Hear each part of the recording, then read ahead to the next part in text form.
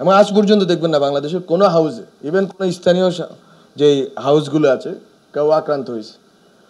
তা আমরা মনে করি সরকার যথেষ্ট চেষ্টা করতেছে সংবাদ মাধ্যম যাতে স্বাধীনভাবে কাজ করতে পারে এবং যারা সাংবাদিক আছে তারা যেন সুরক্ষা পায়। সাংবাদিকদেরকেও জনগণের প্রতি দায়বদ্ধ হইতে হবে। জাস্ট হাউসের পলিসি আমি বাধ্য ছিলাম বা আমরা এইভাবে করছি, এটা আমি মনে করি না। বাংলাদেশে মানুষের আউটরেজটা আছে, এটা অস্বীকার করার কোনো উপায় নেই। এবং মানুষ সব কিছু লিখতে পারতেছে।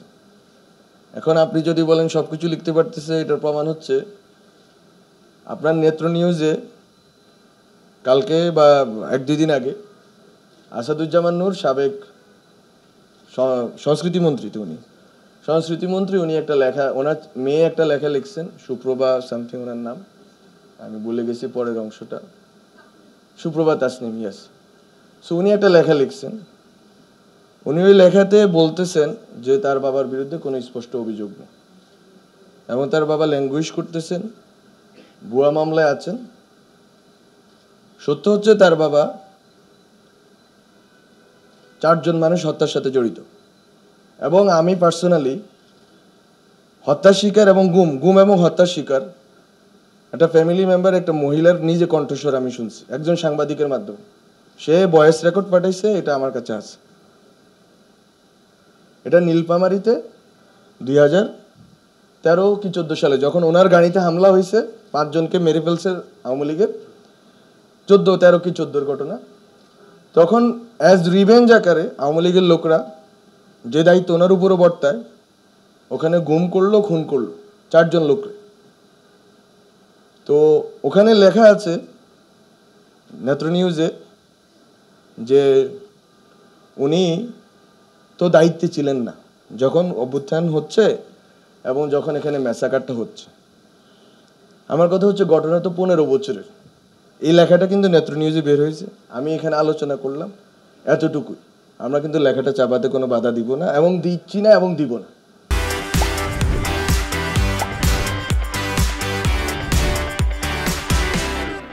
আমাদের সরকারের পলিসি হচ্ছে আমাকে ব্যক্তিগতভাবে উদ্ধৃত না করে অনেকগুলো পত্রিকা কল না দিয়ে, যে আপনাকে কল দিয়ে তথ্যমন্ত্রীকে কল দেওয়া হয়েছে, কিন্তু আমাকে কোনো কল দেওয়া হয় নাই, রিপোর্ট বেরিয়ে গেছে, আমরা কিছুই করিনি। আমরা ন্যূনতম কিছুই করতে চাই না। সংবাদ মাধ্যম যতটুকু যা ইচ্ছা লেখার অধিকার রাখে। এবং সবচেয়ে গুরুত্বপূর্ণ জিনিস হচ্ছে, আমি এটা অনেকবার বলছি, আবারও বলতে চাই, যে সংবাদ মাধ্যমকে অবশ্যই প্রশ্ন করতে হবে। আমার অভিজ্ঞতাকে, আমরা তো একেবারে স্টুডেন্ট, একবারে সদ্য গ্র্যাজুয়েট, স্টুডেন্টশিপ থেকে উঠে আসছি।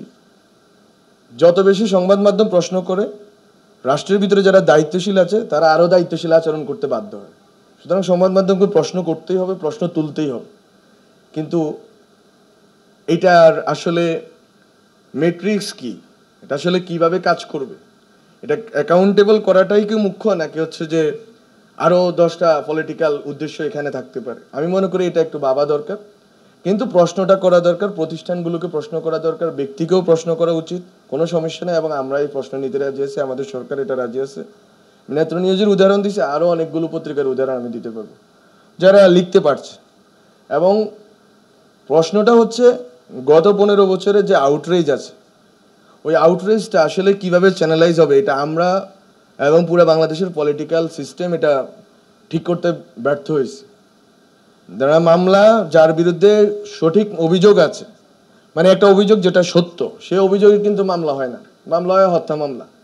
এখন এটা নিয়ে আমরাও বিব্রতকর পরিস্থিতিতে আছি। আমরাও বারবার বলার চেষ্টা করতেছি আইন মন্ত্রণালয় থেকে, স্বরাষ্ট্র মন্ত্রণালয় থেকে, এগুলোকে একটা জায়গায় নিয়ে আসার জন্য।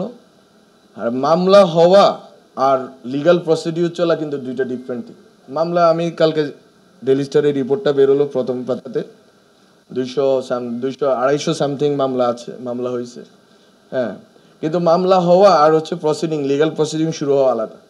তো আমরা তো মামলা তো যে কেউই করতে পারে বাংলাদেশ, কিন্তু সরকার কি ব্যবস্থা নিচ্ছে? সরকার আরবিট্রারিলি কাউকে ডিটেইন করে রাখতেছে, বা রাখলে সেটা কোনো লিগ্যাল প্রসিডিউর মেনে করতেছে কিনা, ওখানে কোনো লুপহোলস আছে কিনা, সেটা আপনারা আলোচনা করতে পারেন।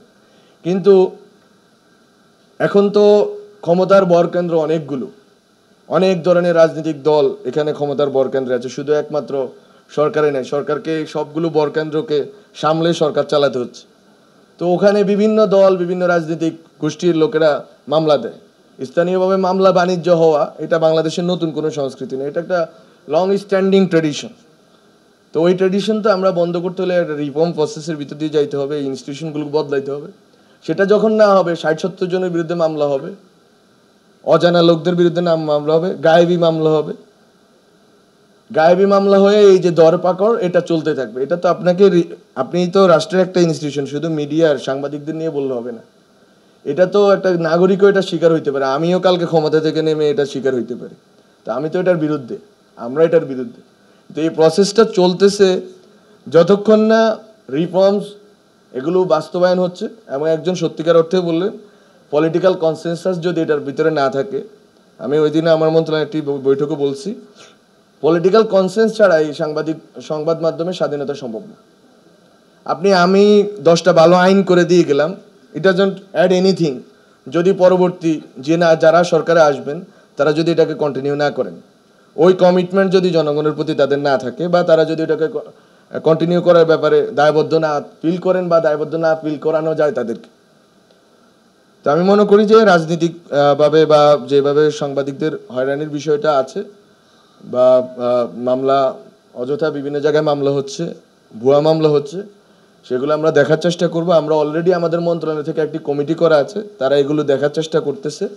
প্রেস উইং যেটা আছে প্রধান উপদেষ্টা কার্যালয়ে, তারাও এই জিনিসগুলো দেখভাল করে। আমরা এই প্রেস ফ্রিডম ডের আগেও আমরা একটা রিপোর্ট তৈরি করার চেষ্টা করছি। আমরা আশা করি এটা পুনর্নিরীক্ষণ করব, এবং চেষ্টা করব যাতে সাংবাদিকরা অ্যাজ সাচ কোনো হয়রানির শিকার না হয়। কিন্তুটা হচ্ছে 15 বছরের মানুষের আউটরেজ আছে, এটা আপনাদের বুঝতে হবে।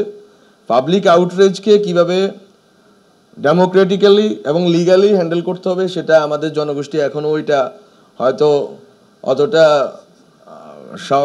সাবালক হয়ে ওঠে নাই। কিন্তু আমি মনে করি যে কোনো হাউসে আজ পর্যন্ত হামলা হয়নি, এটা আপনাদের মানতে হবে। এবং প্রথম আলোতে যেদিন হামলা হয়েছে সেদিনই প্রথম এই ডিমোরালাইজড পুলিশ, যারা ডিমোরালাইজড ছিল ছাত্রদের সাথে সংঘর্ষের পরে এবং ছাত্রদের হত্যার পরে, তারা কিন্তু প্রথম লাঠিচার্জ করছে প্রথম আলোর সামনে, এবং খুব বেধড়কভাবে পিটাইছে যারা বিক্ষোভ করছে। ওই বিক্ষোভকারীরা কিন্তু এরকম না যে তারা আমলিক করে, তারা সব আবার জুলাইয়ের লোক, কিন্তু বাঁচছে। ওরা যে আপদ করছে, গরু কোরবানি দিতে গেছে। আমি মনে করি এই কালচার, এটা একটা আমাদের তর্ক করতে হবে, এটা তর্ক সাপেক্ষ বিষয় যে এরকম একটা প্রতিবাদ আপনি করতে পারবেন কিনা, যেটার কিছু কমিউনাল ইঙ্গিত আছে। কিন্তু ওখানে কিন্তু তাদেরকে ঢুকতে দেওয়া হয়নি, এবং আজ পর্যন্ত দেখবেন না বাংলাদেশের কোনো হাউসে, ইভেন কোনো স্থানীয় যে হাউসগুলো আছে, কেউ আক্রান্ত হয়েছে। তা আমরা মনে করি সরকার যথেষ্ট চেষ্টা করতেছে সংবাদ মাধ্যম যাতে স্বাধীনভাবে কাজ করতে পারে, এবং যারা সাংবাদিক আছে তারা যেন সুরক্ষা পায়, এবং হয়রানি মামলা থেকে শুরু করে যা আছে সেসব হয়রানি থেকে মুক্তি পায়। কিন্তু আমি মনে করি যে কোনো ফ্রিডমে, দুনিয়ার কোনো ফ্রিডমেই আনকন্ডিশনাল না। আপনার সোশ্যাল কন্ট্রাক্ট, এটা সোশ্যাল কন্ট্রাক্টে আপনি রাষ্ট্রে আসছেন, আপনি কিছু রাইট রেখে তারপর কিছু রাইট দাবি করেন। আপনাকে অবশ্যই রেসপন্সিবল আচরণ করতে হবে, অবশ্যই পেশাদার আচরণ করতে হবে, তাহলে আপনি আপনার রাইটটা পাবেন এবং জনগণ আপনাদের সাথে থাকবে। আর সাংবাদিকদেরকেও জনগণের প্রতি দায়বদ্ধ হইতে হবে। জাস্ট হাউজের পলিসি আমি বাধ্য ছিলাম বা আমরা এইভাবে করছি, এটা আমি মনে করি না। এইটা তো আমাদের সবার বাস্তবতা ছিল, বাংলাদেশ সবাই পেশিবাদের অধীনে ছিল।